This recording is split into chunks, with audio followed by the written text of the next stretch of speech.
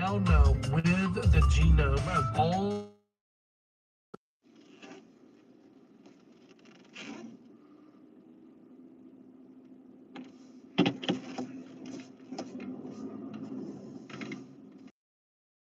AFA Stream, stream.afa.net. Hey, my name is Wesley Wildman. And I'm Walker Wildman. And we're brothers, and our family have been leading tours to the land of the Bible for more than 30 years.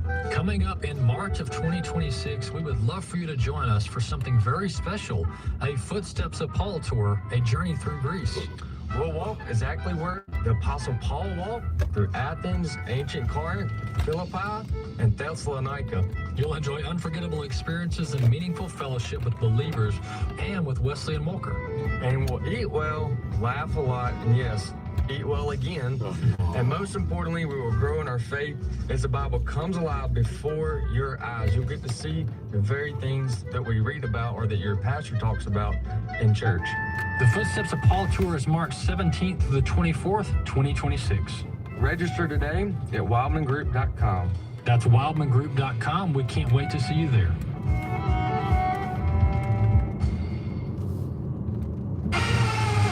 At the Core podcasts are available at afr.net. Now, back to At the Core on American Family Radio. Welcome back to The Core here on American Family Radio. Glad to have you with us. We would love for you to subscribe to the podcast wherever you listen to podcasts. The more of you that subscribe to the podcast in your podcast library, the better the rankings do. And so when folks are looking for programs like this or this program, it helps it queue up better in the search results. So go type in At the Core, click the subscribe button, and you'll have the podcast queued up in your library each and every day. I want to jump to our next guest to continue this discussion about the spending legislation in Washington. Trevor Carlson is with us, Senior Research Fellow over at the Foundation for Government Accountability, otherwise known as FGA. Trevor's with us now. Trevor, welcome to the program. Thank you. Glad to be here. Well, Trevor, I've spent nearly my whole last segment, talking cynically about how Washington waits until the day before the budget has to be passed to start debating the budget, even though they've had 11 months prior to figure this thing out. But nonetheless, there are some core items that Democrats are squawking over. Democrats are insisting that Republicans, including the president, fund. So tell us about these wish list items that Chuck Schumer and the Democrats want to continue funding. Sure, and I'll start with probably a simpler one, which is first, they are targeting or going after the One Big Beautiful Bill, reconciliation bill that Republicans and the president were able to get through, that was signed on July 4th. And one of the things that's in that reconciliation bill was in it is $50 billion for rural health. And so by going after the bill that was passed earlier this year, they're also jeopardizing the funding that is supposed to be going to help rural communities that have generally had some financing issues. So this sort of transformational funding is in jeopardy if that's one of the negotiating points that at least has been one of the negotiating points. But another one, and this seems to be the bigger one that's getting more attention, is what I refer to as the Biden COVID credits. These are Obamacare subsidies on top of traditional Obamacare. They were passed by congressional Democrats and signed by President Biden in the American Rescue Plan Act, and then extended under the misnamed Inflation Reduction Act. And so it might be helpful for me to give just a brief bit of context on the Obamacare subsidies and how those worked before the Biden COVID credits, and then what the implications of the new credits were.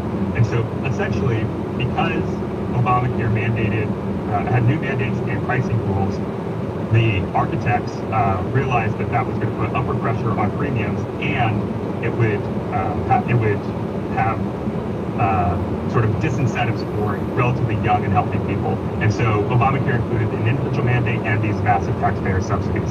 So while the individual mandate was zeroed out in 2017, these costly subsidies were made. Now, the subsidies work by capping the enrollees' contribution to their premiums at about between 2 to 10% of income. And so it's an open-ended subsidy. Regardless of how expensive premiums get, the enrollee only pays a little bit. The vast majority is then picked up by federal taxpayers. And so that subsidy, the original subsidies ranged from incomes up to 100% of the federal poverty limit, which is about $16K for an individual, and that would be about $32,000 for a family of four, and up to 400% of federal poverty. And so, again, those subsidies are capped at the income, and so that's why. Well, that's what makes them incredibly generous. So as subsidies increase, the amount that the enrollee pays is relatively low. And so, again, when sort of under the guise of COVID, Democrats passed the American Rescue Plan Act. They then extended these subsidies in the Inflation Reduction Act. Again, I incredibly misnamed because it was actually the Inflation Increasing Act. And those new subsidies changed in two important ways. One was it removed the income cap. So households with incomes above 400% of the federal poverty level became eligible for these subsidies. And importantly, they also increased the generosity of these subsidies so that households up to incomes of 150% FPL, they would pay $0 for premiums. And so you can understand that that would create a whole mess of perverse incentives and make them susceptible to fraud. The original Obamacare subsidies were susceptible to fraud, even more so the enhanced subsidies, the Biden voting credits. Once again, we're talking to Trevor Carlson with the Foundation for Government Accountability. He's a senior research fellow there. Trevor, this essentially sounds like the Democrats are wanting to do two things here. They're wanting to chip away at the One Big Beautiful Bill, when possible, through this annual spending bill. And while they're doing that, they're wanting to continue some of the old Biden-era programs.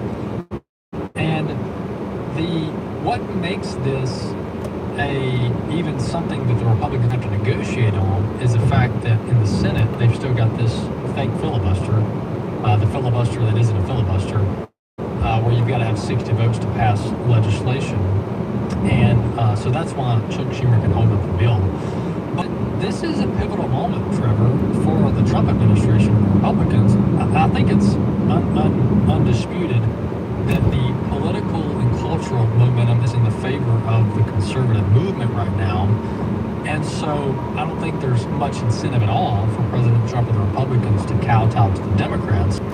But this is a big deal. I think this could drag on weeks, if not a month, like we saw back in the first Trump term, because President Trump can't afford, from a political and practical standpoint, to give Chuck Schumer what he wants here. You just can't do it. Your thoughts? I think that it's important to focus on the absolute terrible consequences of extending these subsidies. So, like I said earlier, they became susceptible to fraud. There's an adage in medical textbooks that when you hear hoofbeats, think horses, not zebras. Well, that comes from Sutton's Law, which famed bank robber Willie Sutton was asked, why do you rob banks? And the answer was, because that's where the money is. Well, that's what happens when you have massive government subsidies and programs like this, and you have very lax program integrity. It opens the door to bad actors who are going to basically rip off the taxpayer. And that's what we've seen with these Biden COVID credits, where an estimated 6.4 million enrollees reported incorrect false information in order to qualify for zero premium plans. And some of them were doing it, maybe had done it themselves. The other was you had sort of navigators who were enrolling people for the sort of bonuses that you get for the number of people you enroll, and so they were offering either discounts or gift cards or such in order to get people to enroll whether they qualified or not. And another consequence was you had 12 million people who were enrolled in Obamacare coverage in the individual market who had zero claims. My co-author on a paper, Brian Blaze, his organization, the Paragon Health Institute, did some great research on this. The number of people with zero claims, again, receiving no care while enrolled in this type of coverage, increased by 40%. So we've got 40% of enrollees in the individual market who are phantom enrollees. They're not getting care despite taxpayers spending billions of dollars. That 35 billion, I think is the number, ended up going to line the pockets of health insurance companies. And so if you're thinking about, well, who's making the argument in favor of extending these COVID credits? Well, it's going to be, sort of follow where the money's going, and it's going to be the insurance companies. And so that's why you're going to see probably a full court press lobbying effort by insurance companies encouraging whomever they can on Capitol Hill to extend these subsidies because they receive a massive benefit of them. Yeah, and we've talked about this before. This incestuous relationship between the medical systems, the hospitals, the health insurance companies, and then now you've got the government involved. It's a very incestuous relationship that ought to be fully examined for multiple reasons, but it's a very, very shady business to be in at this juncture. And furthermore, you've got really market dominance, monopoly level type market dominance by some of these major carriers, which makes it very unaffordable. And then you've got the Obamacare coming in, making matters worse. Trevor, where do you think this is going to end? I mean, and first off, let me ask, when Republicans say that we want a clean continuing resolution, or a clean spending bill, from your assessment, is it really clean? Or, I mean, what are we looking at here, generally speaking, for this bill? Well, I think it's important to, as you were talking about in the previous segment, they have to get to a point where, we are at a point where there's a deadline in front of us. And so that's why it's important just to stick with what would be a clean continuing resolution, a clean spending bill that holds the status quo. Now, these Biden COVID credits are set to expire by law at the end of this calendar year. So adding them to whatever spending bill is agreed to is going to be an increase in spending. And the Congressional Budget Office estimated that'd be $450 billion over the next decade. I don't really think taxpayers should be on the hook for an extra $40 billion plus a year in spending that is both inflationary and does nothing to help or improve the situation for the enrollees. Once these credits expire, the enrollees who are making income up to, say, 150% of federal poverty, so pretty close to the poverty limit, they're only expected to be contributing a few dollars a week, I think maybe four at most, to their premiums. And that's a reasonable amount. And it's important to have sort of that reasonable limit because it ensures that the people who are enrolled actually are enrolled. If you have zero premiums, you're going to have people who have no idea that they're enrolled in coverage, so they're not seeking care. They may already be covered by an employer plan, or they could be enrolled in Medicaid. I think 1.6 million people were doubly covered by Medicaid and a Obamacare plan. So congratulations, taxpayers. You picked up the bill, not once, but twice. Yeah. And that's an unfortunate thing. We really need to have accountability. And relatedly, the regulations on the books anticipate the program integrity in the Obamacare marketplace to ensure that only people who are actually eligible are enrolled.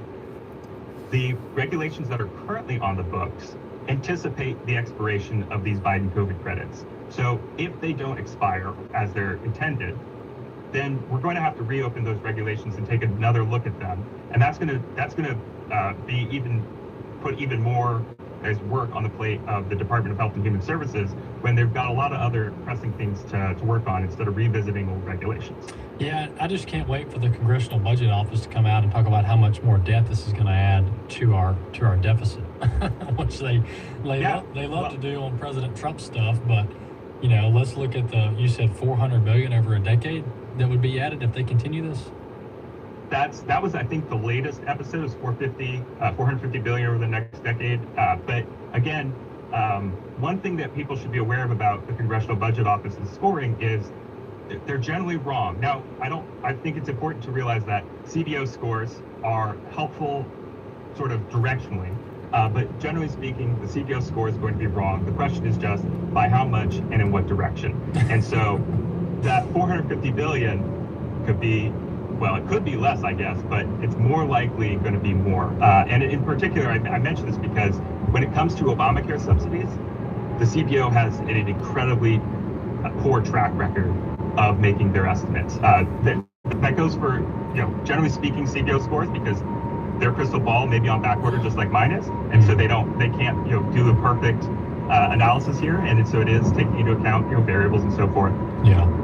But they've been particularly bad on this question. Yeah, you're right, Trevor. Once again, we've been talking to Trevor Carlson with the Foundation for Government Accountability, Senior Research Fellow there. Hey, Trevor, real quick, we got about 15 seconds left. Tell our folks what your URL is. It's thefga.org. thefga.org, and if you're watching on video, it's right behind Trevor on the banner. Hey, Trevor, thanks so much for coming on the program. Thank you. Glad to be here. Absolutely. There you go. That's Trevor Carlson with the Foundation for Government Accountability. And if you listen to interviews like that, boy, that will make you say, please stop spending my tax dollars on everybody else. Please stop. And, this is actually a very much bipartisan thing. The entire DOGE, which is the essence of what we were talking about there, government efficiency. The entire government efficiency, cutting waste, is a very much this polls very well. We're talking 70 to 80% polling amongst Republicans and Democrats that are in favor of not spending money on wasteful things like we just talked to Trevor about. And so, I find it so interesting how the Democrats literally lobby for non-citizen items. Like they're lobbying for healthcare for illegal immigrants as part of this whole spending package, and supposedly they aren't even supposed to be voters. Like when you find yourself spending most of your time lobbying for people who aren't even in your voting district or state, and it has no effect on their interest, then what are you even doing there? We're supposed to be the elected representatives